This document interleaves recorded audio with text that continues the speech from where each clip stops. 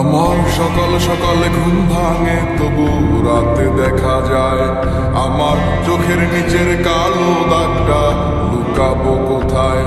আমি শহর ছেড়ে পালায় যাব সুদূর গহীন বনে, ঘাসফড়িংয়ের সাথে দুঃখ বলবো কানে কানে। যত কাছের মানুষই হোক কেউ আপন নয়, মনে